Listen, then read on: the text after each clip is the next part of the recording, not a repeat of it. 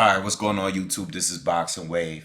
All right, so once again, a lot of fights coming up this weekend on ESPN. We have Shakur Stevenson against Joet Gonzalez Saturday night, ESPN Plus. All right. Also, the Zone. We got the World Boxing Super Series final. Josh Taylor against Regis Prograis. Also, we have Derek Chisora against David Price on that undercard on the Zone Saturday.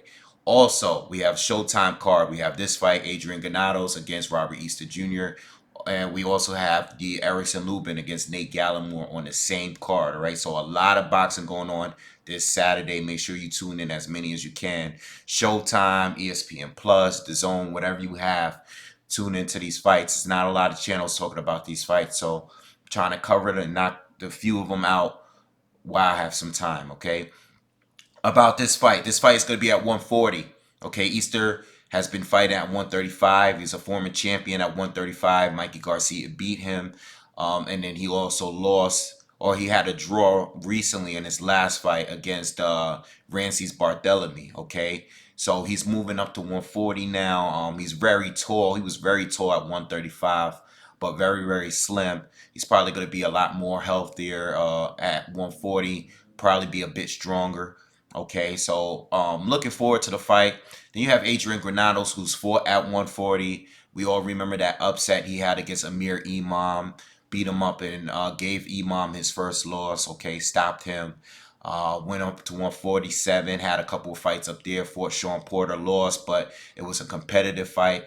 He also fought Adrian Broner, another that was a loss, but that was a fight that could have been easily a draw or could have gone either way. And then he also recently lost to Danny Garcia. That was his last fight where he got stopped against Danny Garcia. Danny Garcia pretty much destroyed him. So now he's moving back down to 140, all right, to fight Robert Easter Jr. Sorry about the noise. I'm right by the window. So yeah. How do I see this fight going? I mean, it's really hard to call because Robert Easter Jr. He's had some good wins, but they were very questionable wins. Okay, if you go back and look at the Richard Cormier fight, which was one of the best fights that year, and if you look at the Javier Fortuna fight as well, those two fights could have gone either way. Those two were very, very close fights. Okay, he's had some very close fights with other top fighters.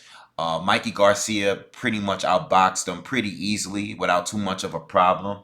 And then we saw the Rances Barthélemy fight, which was one of the worst, most boring fights I've seen this year, if not the worst fight I've seen this year. Okay, it just was a fight that I was definitely hyping up on here. I definitely called the draw, but I didn't think it would end up being like the most boring fight. Like these two literally drew no punches at all. Like the punch stats were horrible. Everything was bad. All right, so I really don't know because this is Robert Easter's moving up to 140 and he's fighting a guy that's used to fighting at that weight and higher. Adrian Granados doesn't have the most wins, but he's fought pretty well against top fighters at 147. You know, outside of Danny Garcia, he did well against Broner. He gave Sean Porter he gave him a pretty competitive fight. Sean clearly won the fight, but it was pretty competitive, and he had some good moments in there. You know, he showed a lot of heart in that fight. So I think this is not a step up for Adrian Granados. He's been in the ring with a lot of fighters, and so has Robert Easter Jr. It's just that Robert Easter has been fighting a lot of smaller fighters. Like Adrian Granados is a bigger fighter who's been in there with a lot of good fighters. So this is a fight that was really, really hard for me to call.